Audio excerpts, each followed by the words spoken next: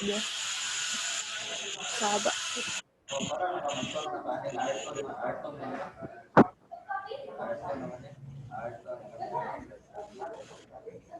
I think pwede naman sabta naman siya. So, let's start with the two basic areas of anthropometry. So, the two basic areas are the static and functional anthropometry. Static means the measurement of body sizes at rest and when using devices such as chairs, tables, beds, and mobility devices. So this is kuan lang ni siya, measurement kung um, wala mo naglihok or kung sa inyong height lang or sa inyong width, sa inyong shoulder, muna siya static anthropometry. So, the functional anthropometry is the measurement of abilities related to the completion of tasks such as reaching, maneuvering, and motion, and other aspects of space and equipment. Isa?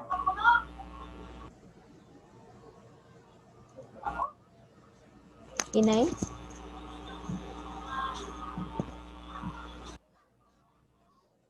Masabtan?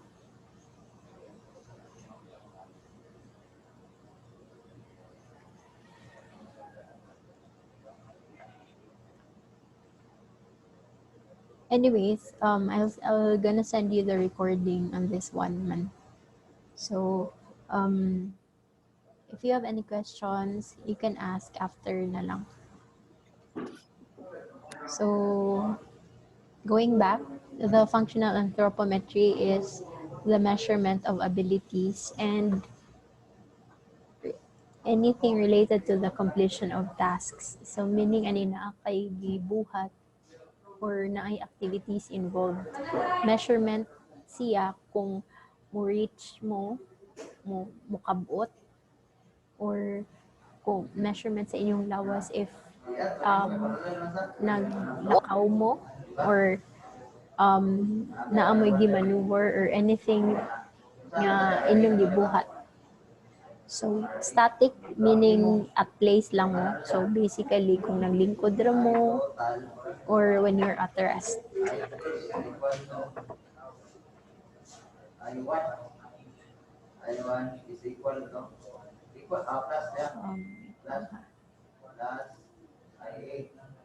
So naman ni, kaging naman sa ano. Okay. So those are the basic areas of anthropometry. So let's go now to ergonomics. So ergonomics is an applied science, that's what I have mentioned earlier. It is concerned with the designing and arranging things people use so that people and things interact most efficiently and safely. So, in other words, it is merely designing with human comfort. So, if, wait lang ha, I'm gonna admit lang some other, sige. So, as what I have mentioned earlier, it's just designing structure or any other physical spaces with the use of anthropometry and also thinking about human comfort. So, yun. There are 10, I think this is 10 pointers in ergonomics. So, first one is ko lang ipang admit sa ning uban ha.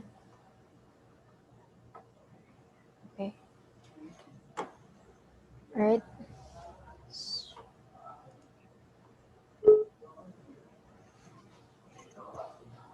Okay, so first one is working in neutral postures. So this is just one of the pointers in ergonomics. So proper posture maintenance is necessary. Working too long with C curve can cause strain. Keeping the proper alignment of neck, hand, wrist are also necessary. So these are just one of the considerations in design.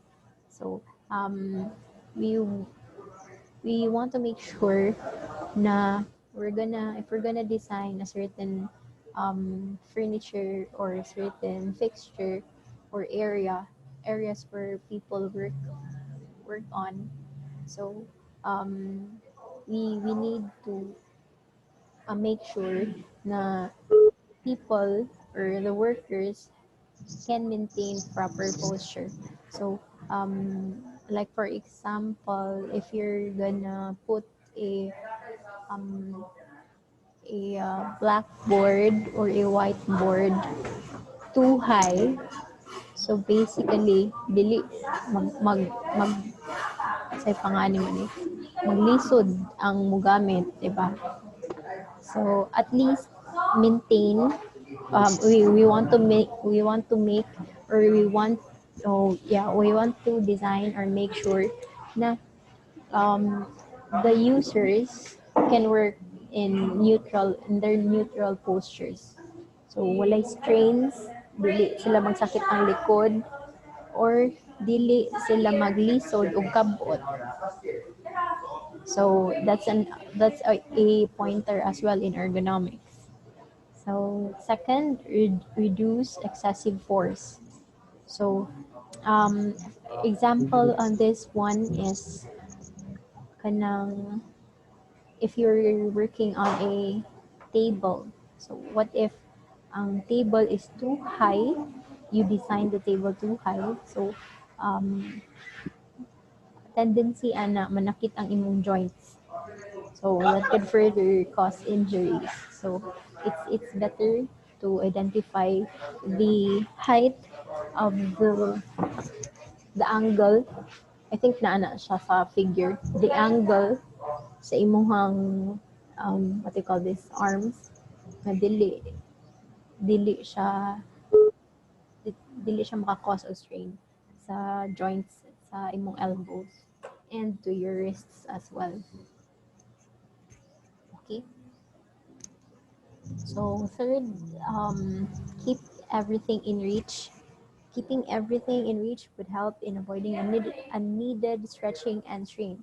So another concrete example on this one is the cabinets, the overhead cabinets. So if if if you're gonna design it so as to um, only satisfy the comfort, so i-make sure lang siya ang height niya is on arranging sa standard reachable height sa men or women. So, normally, no, daghan may muni problems with overhead cabinets kay tag-as kayong uban kay maybe they designed it basing on the American standards, but lahi man ang ato ang um, physical attributes or characteristics from the Americans, kita mas tagas man sila. So it is also necessary to identify or own human dimensions, di ba? So that's so for with keeping everything in reach. And I think this is also in relevance to the fourth um, pointer, which is working at a proper height. So I think it's understandable naman. The fifth is reduce excessive motions. So I think this is kanang more on the proper placement of your um, activities and work areas. So if you're gonna arrange the areas na karandambula siya, daghan jud kay kag it will entail a lot of motion. So valid and silbi nagbuhat ka diri and then nakay certain i-print dito on the other side and naapa jud kay buhaton na po diri. So daghan kay kag motion on a certain area lang. So at least if you're gonna design it in an ergonomic way, know the process, know the steps. So as dili ka daghan kaayog circulation and it will cause pod kanang um, injuries in the in the long run. So as it's important as well. Okay, yeah. Sin kaging nasa. So any questions before ko muna mo ko on sa next slide? Questions? Kay ni kaging pa man. None so far. My goodness gracious. So far, Miss. Sige. So, another pointer, minimize fatigue and static load. So, this is also in relevance to the fifth. So, avoiding strenuous work. So, at least um, design it in a strategic way, no? Para makaless sa strenuous activity. Having to hold things for a longer period is example of static load. And fatigue can be also reduced by the intervals and the breaks between the works. So, yeah, I think it is important as well to have if like for example, if you're gonna design a workplace, it is important to have a lounge area so that you can rest for a while, no? It's part also of an ergonomic design because basically ergonomics is designing based on human comfort. So gi-anticipate na nato nga kapuyon ta in the long run. So we need to rest. Okay. So another pointer is to minimize pressure points. So I think this is understandable. So atong mga joints, we need to take care of them, no? Like for example sa atong hips. So we need chairs na may cushion and cushion meaning kanang na ay mga support pa. So as to dili siya mo magka-arthritis. So, anti-fatigue mats or insole can be used. So, muna siya. Na mga mats for that one. And another pointer is to provide clearance. Work area should have enough clearance. So to let the worker not worry about bumps and they have to encounter on daily basis. So yes, clearance is an unobstructed space. This is for the circulation. So if you have kanang activities going on and um, you need have to change from one location to another. So we need to bear in mind nga imo na siyang butangan og enough clearance nga dili siya walay bangga or dili ka mapangka sa mga tables ana. So provide enough clearance. Another is move, exercise, and stretch. So it's also important na you can freely move. So it's also part of providing enough clearance. You can freely move, you can freely stretch, dili dili huot ang imuhang work area. Okay, so the last one is to maintain a comfortable environment. So basically, this is just a um, generalization of what the other pointers have.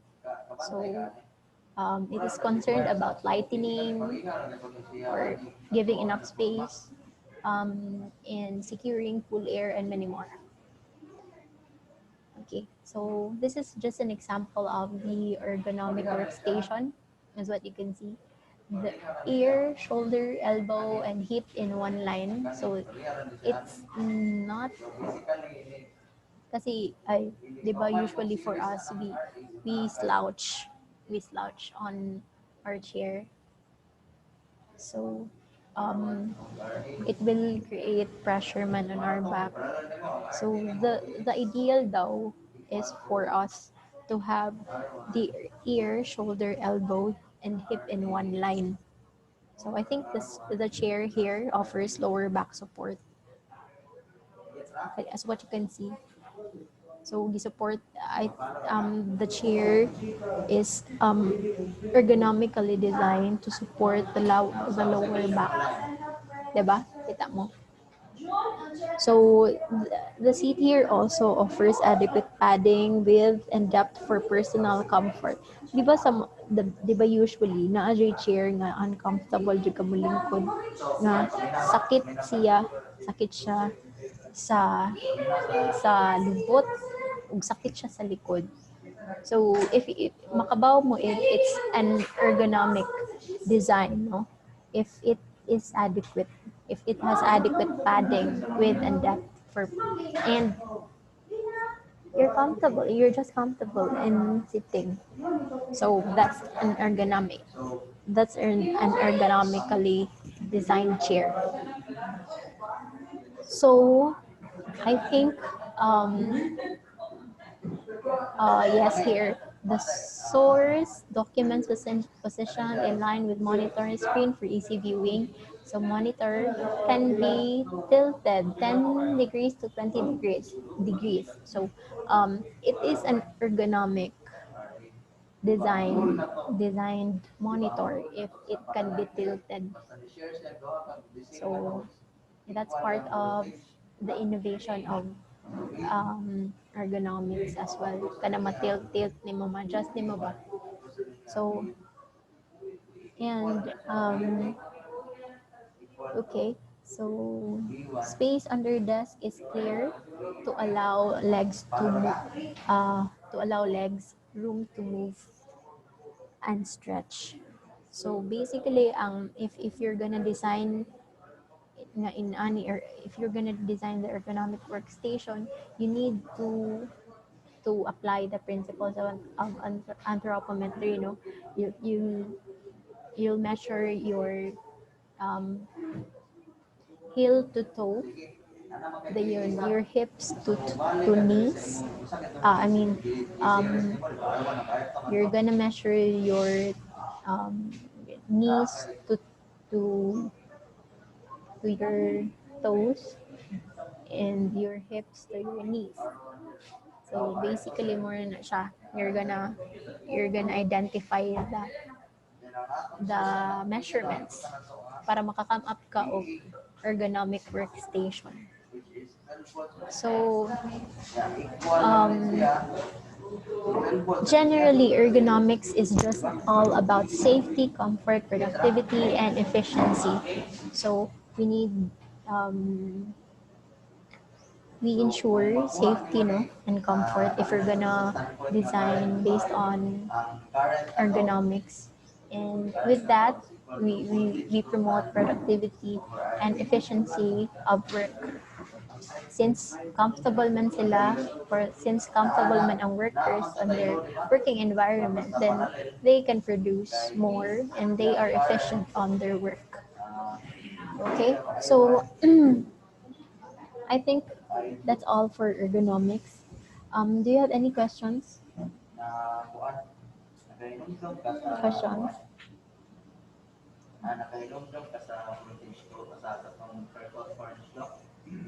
Na may questions? Wala miss. Okay, wala. Miss, nakoy, Mm. pangutaan na, miss. Sige, unsa man? Miss, Unsa man? katong sa na to, miss ba? Mhm. Mag-send ra mig files ni mo, miss, then ikaw ray magkuan diya, miss. Atong based unsa to? Mag-send mig files.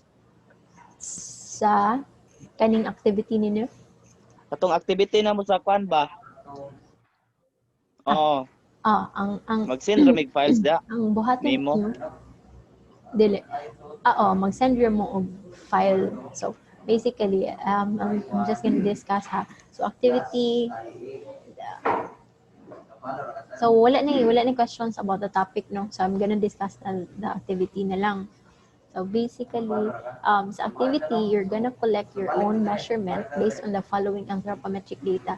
So I think kabaw na mo sa weight naman ninyo. But the first one here, kaning kuan diri is not I mean dili pwede rag kamo ray kuan but the rest you need to measure it in actual. So if naka-measure na mo na naman sa ni mga illustrations diri if asa ni siya dapit ninyo sukdon if you already have the data na.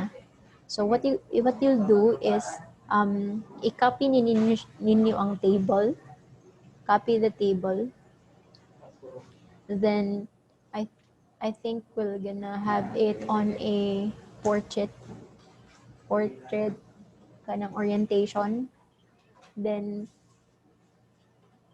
add another column sa beside the data. Like for this one, like for your stature or for the eye height, mag-add mo another column on the on the right side. Then dito ninyo siya ibutang ang inyong data na.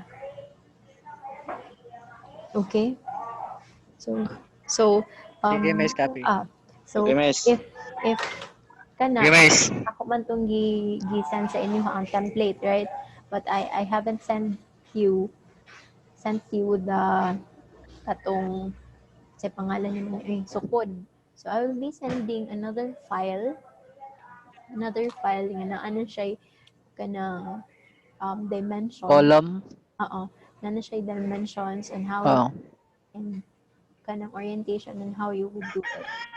And actually, ang inyong buhaton na jud ani is to make the template and sukdon niya ibutang ninyo ang inyong mga sukod on the right side. But you need to measure first pod. So what you need to have is a steel tip. So muna na siya niya. After that one, if nahuman na siya ninyo on your paper, so if ever in ani siya, so whole siya and kanang ang inyong data na sa center. So after that one, take a picture of it, then send it to me. Okay. I'm gonna send you the details on which email you will send it. Okay. Sige, miss. Any questions? Thank you, miss. So for sa kanin, Miss, yes. Question? mag-add ra may kuan miss sa column miss ah. Mag-add Anong og mag-add may column miss sa right side dapit miss. yes, mag-add mong Di column. lang na mo ilabtan ang kuan ni kana dimension niya. Mag-send ra ko og kanang Sige, mag-send ra ko og sige file miss, thank you. nga naa na siya dimensions. Then all you need to do is to copy it na lang and input your own Sige measurement. miss. Sige. So, may questions on the anthropometric data. Like, asa ni siya ang shoulder height, knee height. I think naman sad, no? naa naman sad siya diri sa illustration, 'di ba? Ron, Yes, Miss. Okay. So I'm giving you 1 week for that one, but but um, just email it to me once you're done.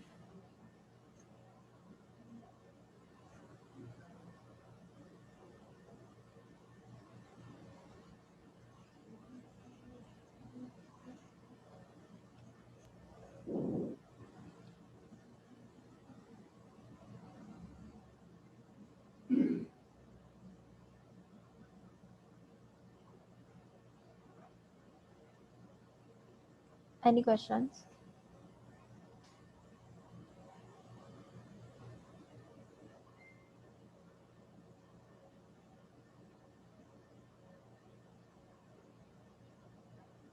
Questions?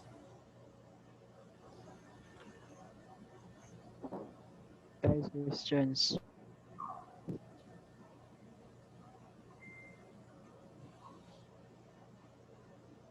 Okay ra? Nasabtan ra? Mayra, Miss. Sige. Sige, sige. Anyways, I'm just gonna be lenient on the deadline. Just send it to me once you're done.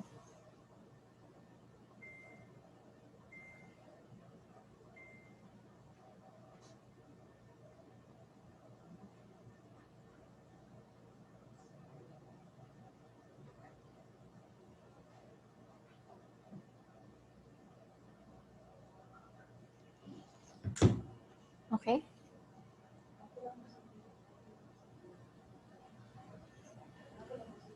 So, um, I think that's it for today. If you don't have any questions, or if you have questions, um, you can uh, ask me through the group chat.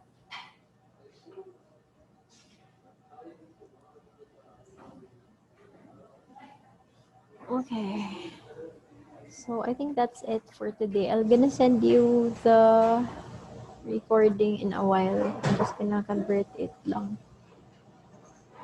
Okay. So Hi, Miss. Thank you. thank you everyone and enjoy the rest of the day.